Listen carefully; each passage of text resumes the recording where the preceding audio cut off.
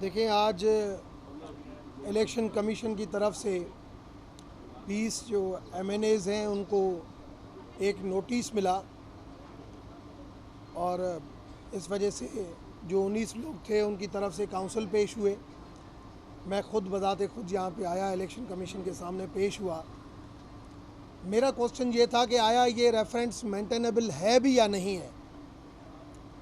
आप आखिरी मोमेंट तक, आज मैंने अभी रेफरेंस की कॉपी ली है तो 20 के 20 रेफरेंस सेम लैंग्वेज में लिखे हुए हैं, कोई उसके ऊपर फ़र्क नहीं है। 20 के 20 लोगों को ये कहा गया है कि आपने शोकाज का जवाब नहीं दिया, जबकि मैंने तो खुद जवाब व्हाट्सएप पे खान साहब को अलहदा, असद उमर साहब को अलहदा, सबको अलहदा और बाय पोस्ट अलहदा दिया। सारे लोगों ने उनको शोकाज का जवाब भी दिया। 31 मार्च तक हम उस ग्रुप में हैं, हमें ग्रुप से रिमूव किया जाता है और उसके बाद जब नो कॉन्फिडेंस मोशन आता है हमें डायरेक्शन मिलती है कि आप नो कॉन्फिडेंस मोशन में एज ए पीटीआई आप शामिल नहीं हो। हम उसमें भी वोटिंग में हिस्सा नहीं लेते हैं।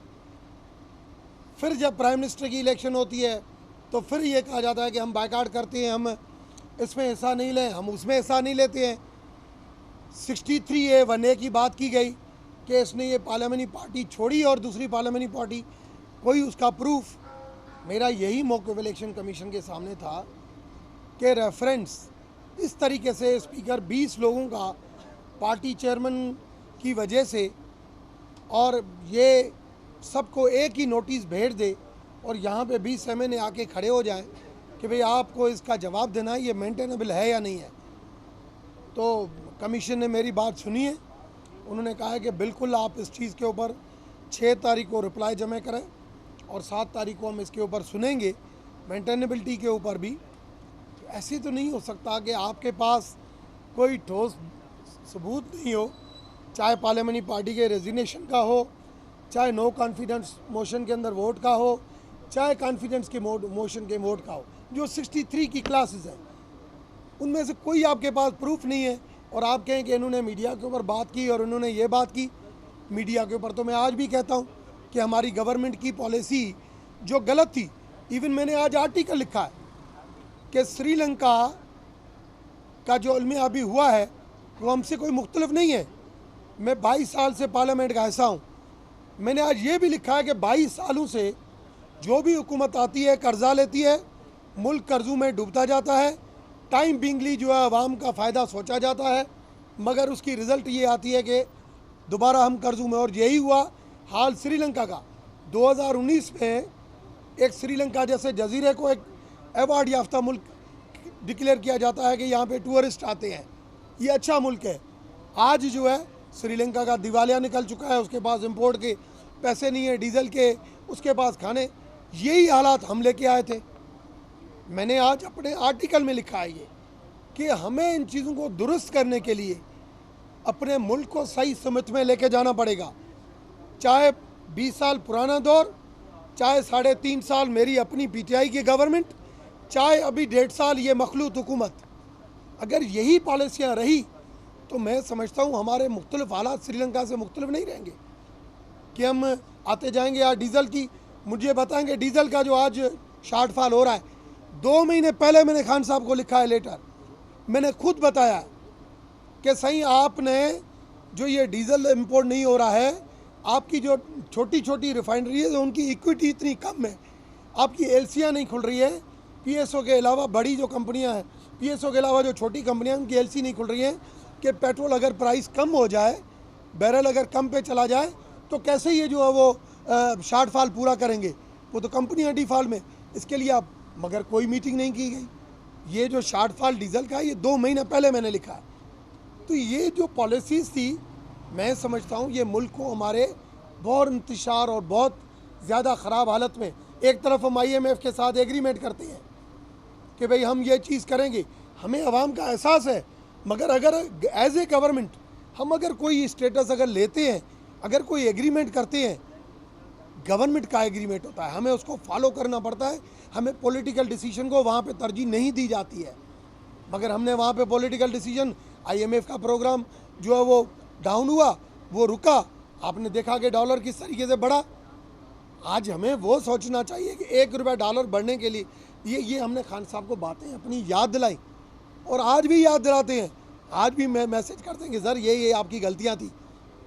मैंने अर्थशास्त्र के लिए लिखा कि सर अर्थशास्त्र चाणक्य जी का किताब आप पढ़ें कि अगर आदमी खुद जो है वो इतना कैपेबल नहीं होता है तो अपने एडवाइज़र इतने अच्छे रखता है कि कम से कम सल्तनत को सही चला सके। ये इश्यूज़ थे जो मैं हमेशा 3.5 सालों में, इवन मैं जब नून लीग में था तब भी बातें करता था। 3.5 साल खान साहब के पास रहा, बहुत मरतबा रिटन में चीज़ें दी, बहुत मरतबा वर्बली बताई, ये हमारा कसूर था। तो आज जो है पार्टी, अगर डेमोक्रेसी की बात की जाती है तो पार्टी के अंदर भी डेमोक्रेसी रखें, पार्टी के अंदर भी आप इख्तलाफ को सुने। ये पिक एंड चूज़ की सियासत नहीं करें। पिक एंड चूज़ की सियासत करके और रेफरेंस, ये रेफरेंस तो मुझे पता है ये इस रेफरेंस में कुछ नहीं है, ये मेंटेनेबल ही नहीं है, ये रेफरेंस खारिज हो जाएगा। मगर आपने अपने ही लोगों को, मैं जब इस रेफरेंस से पहले खान साहब से मिला, मैंने उस टाइम पे बताया, मैंने कहा सर जो आपको आपकी इंटेलिजेंस बता रही है, आप उसी इंटेलिजेंस के कहने के ऊपर अपने मेंबरों को दूर कर रहे हैं। खुदारा शक करना छोड़ें, आप अपने तरीके और अपनी हुकूमत के अहदाफ उसको आप पूरा करें। मगर हमने खुद अपने पाँव पे ऊपर कुल्हाड़ी मारी, ये चीज़ें थी। मैंने कहा आपके सामने जो है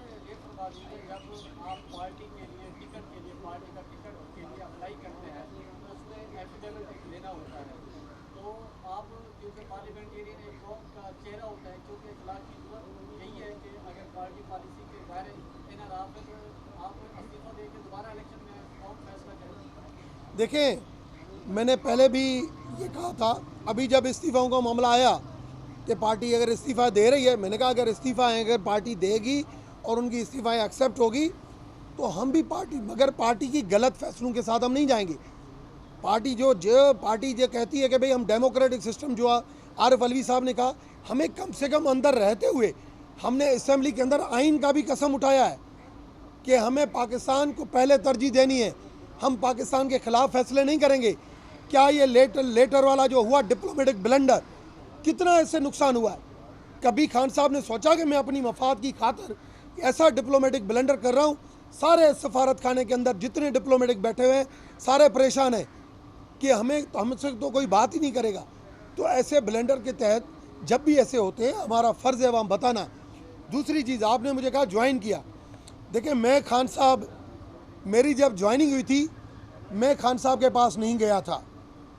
जो गवर्नर इमरान इस्माइल ने कहा ना कि इसकी औकात, मेरी औकात यह है कि जब पीटीआई का इंक्लाइन था, डिक्लाइन नहीं था, उस वक्त हर बंदा एक एक होके खान साहब के पास जाके ज्वाइन करने जा रहा था।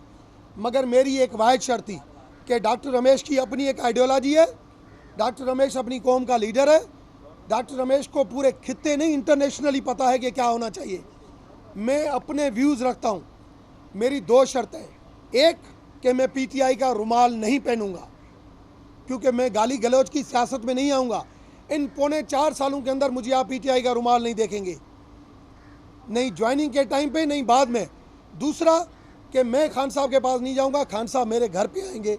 अगर मुझे वो चाहते हैं मुल्क की खिदमत के लिए, खान साहब मेरे पास आए थे, मगर फिर भी मेरी पार्टी के लीडर है, मैंने उनके साथ काम किया, मुझे उसके लिए रेस्पेक्ट है, क्योंकि मैं तमीज़ और तहजीब के दायरे से कभी नहीं निकलता हूँ, नहीं मुझे निकलना चाहिए, जो मैंने अपने बड़ों से सीखी है। मगर आप इस तरीके से गाली गलौज, मैंने जब ये चीज़ हुई शहबाज गिल वाली, मैंने खान साहब को लेटर लिखा है, ये इसके बाद की बात है कि सर मैं पीटीआई का हिस्सा हूँ, आपको इसके ऊपर एक्शन होना चाहिए। क्या उन्होंने एक्शन लिया? क्या ये गाली गलौज मदीना रियासत के ऊपर मेरी रिसर्च है। खान साहब रोज़ाना मदीना रियासत का नाम लेता है, मैं उन चीज़ों को अपनाता हूँ। मैं आखिरी पैगंबर की लाइफ को जितना मैंने पढ़ा, जितना मैंने पहले दिन हमारी पीटीआई की गवर्नमेंट बनने के बाद मदीना रियासत के ऊपर आर्टिकल लिखा कि आप बार बार आखिरी नबी की बात करते हैं, उन्होंने सबको माफ़ किया था। मैंने नेल्सन मंडेला के ऊपर लिखा कि साउथ अफ्रीका में इतना अरसा उन्होंने जुल्म सहने के बाद उन्होंने कहा कि मुझे साउथ अफ्रीका के लिए बेहतर हालात चाहिए। मैं सबको कहता हूं कि आएँ, एजुकेशन दें और सब आगे आएँ और मुल्क की बेहतरी के लिए काम करें। ये नया नारा था। ये नारा नहीं था कि 3.5 साल के अंदर हम चोरों को नहीं छोड़ेंगे, हम डाकू को नहीं छोड़ेंगे, हम ये नहीं करेंगे। फिर सामने से जवाब आता था हम नालायकों को नहीं छोड़ेंगे, हम ये नहीं करेंगे।